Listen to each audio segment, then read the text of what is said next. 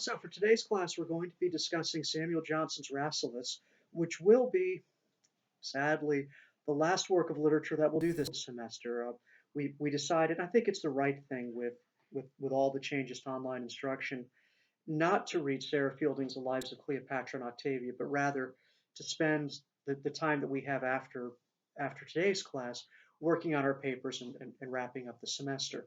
But I think Rasselas is a fine work to end on, and it gives us certainly a lot of things to talk about. You know from the head note that Johnson wrote Rasselas just before it was published, 1759. The story, and we have reason to think that it is true, is that he wrote it to raise money, in large part to pay off the expenses of his mother's funeral. So it's a story that begins with a sad and somber time in his life. And Johnson reported that he wrote it in one evening. One of the things, and maybe this is where we'll find a connection with Samuel Johnson. One of the things that we will learn about him as we learn more about his biography is that writing was hard work for him. He was, as I hope you've discovered, a brilliant writer and an important writer, but he had all the difficulties getting started that many of us do. And in fact, he worked in a way that may seem familiar to many of us. He tended to procrastinate. He'd put off writing assignments. There were projects that he had promised publishers years before that he would almost never get around to, or get around to decades later.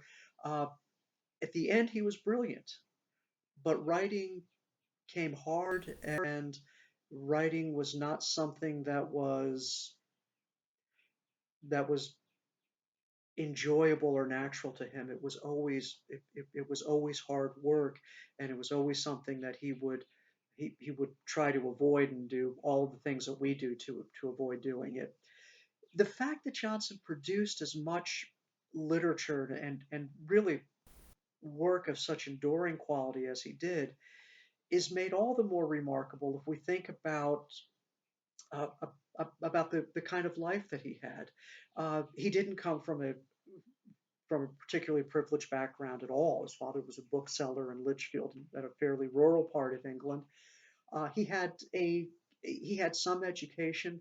Late in his life, he was awarded an honorary doctorate from Oxford, but he wasn't a classically trained university man. His degrees were largely given to him for accomplishments that he had already done.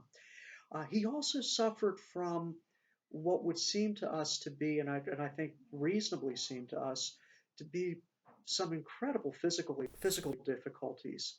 He he had one eye that was defective. In fact, he was almost certainly entirely blind in that eye. His eyesight in the other eye wasn't particularly good.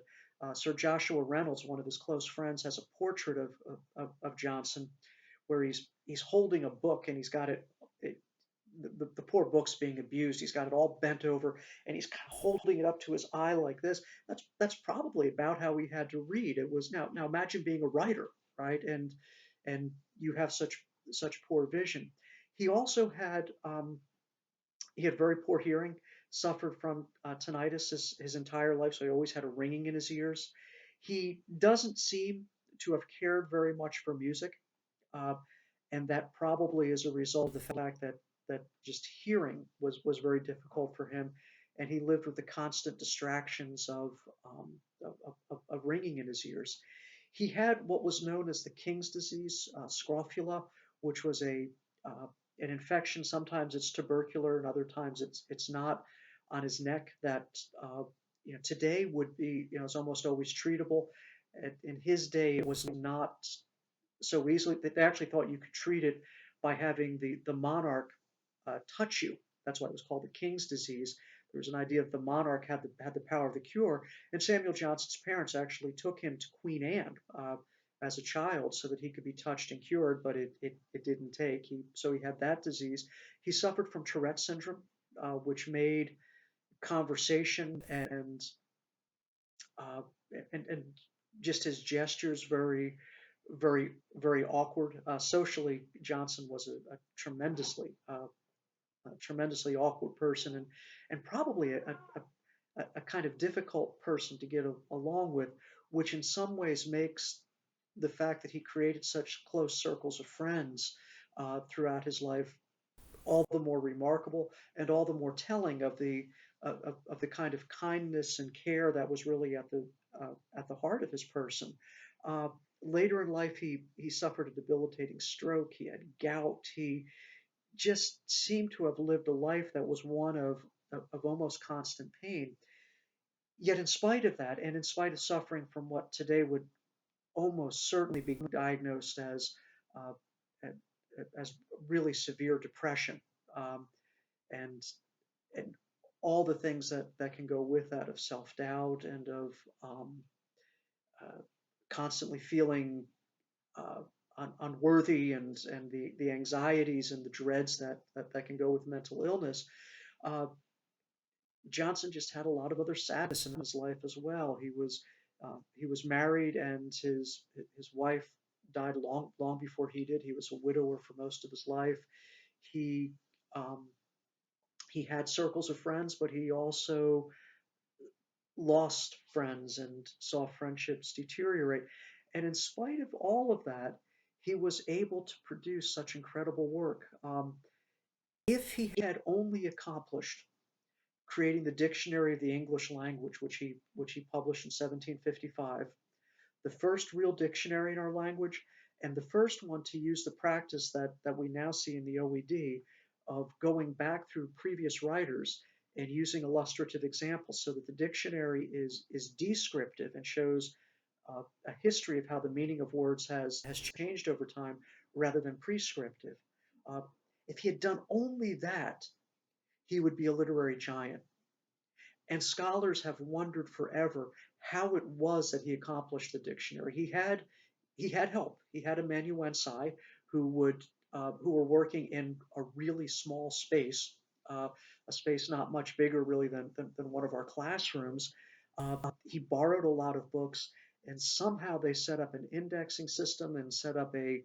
We know a little bit about his shorthand that he used um, to mark things up for publication, and somehow in a relatively short amount of time with very few resources and actually very little encouragement, he produced what is still an important and stunning dictionary.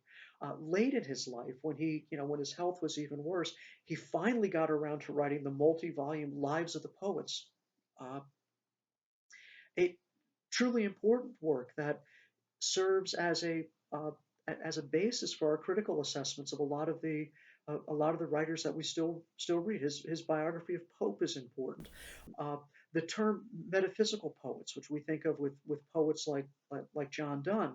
Well, John Donne didn't call himself a metaphysical poet.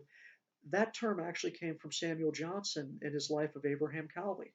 Uh, in addition to the lives of the poets, he did the Rambler and the Idler essays. He wrote a play early in his life. Okay, that one's not very good.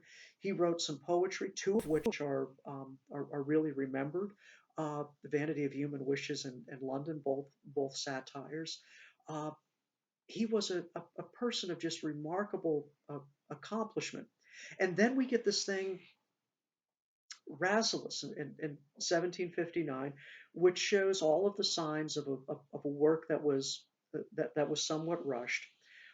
It was clearly written to generate money. In fact, Johnson famously said, "No one but a blockhead ever wrote for anything but money." He lived by the pen, and he didn't have a lot of patience with the idea of the writer who was writing for writing's sake, and he saw writing. Writing was a responsible profession that served a public good, but by God, it's what you did to support yourself and to generate the income that you needed.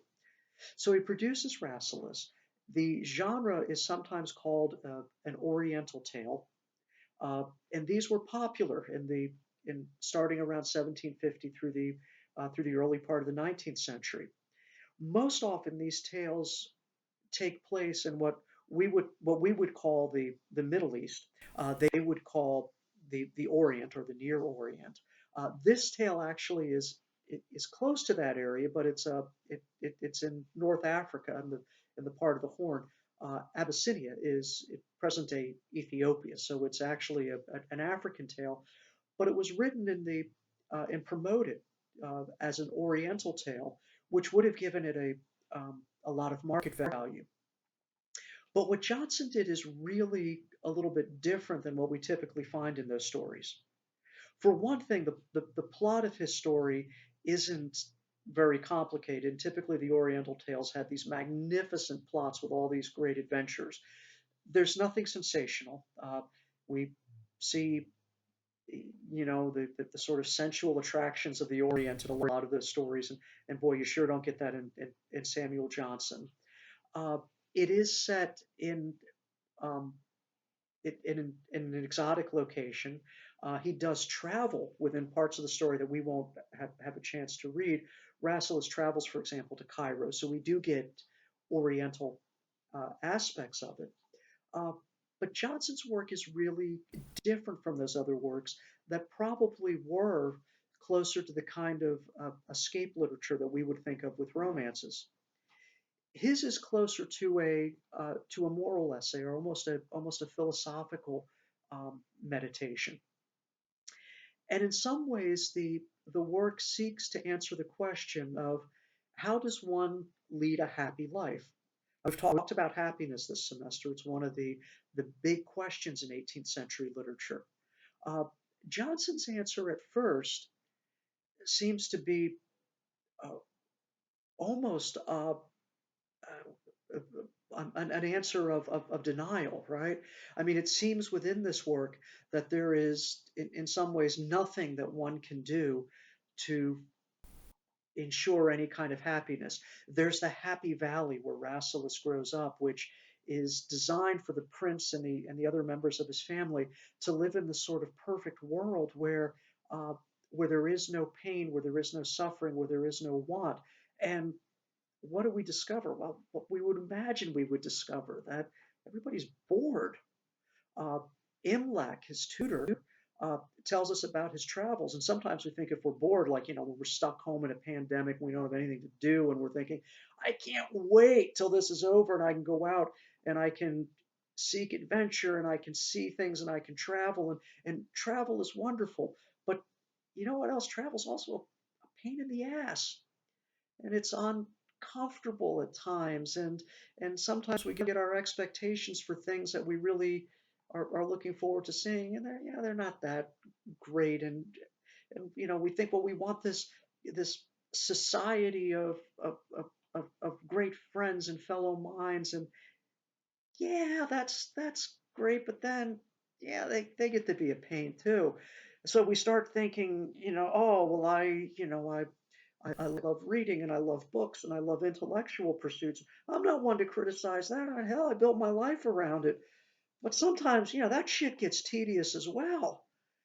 Johnson explores all this in the book, and we're left, okay, he's gone through every idea that I have about happiness, and he says none of them work. So that's what I want to pick up, and I want to hold out to you that this statement that this that this work, and I know we're only reading a part of it, I'll fill in the gaps while we're discussing on discussion board, actually gives Johnson's answer on where one finds happiness. Uh, and I want you to try to figure out what he's saying.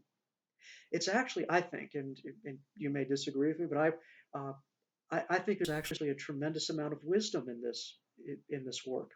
So what I want to do to start our discussion, and I want to do this because you guys really did a fantastic job of this, and it was a great way to begin the discussion when we were looking at that Pope poem. I want you to find, it doesn't have to be a long passage, just a sentence or a sentence or two, and Johnson gives us a lot of very quotable sentences in this piece that you think really captures something important, and share that in our Blackboard discussion, and then we'll use that to try to piece together what it is that he might be saying about happiness. Okay, guys, take care.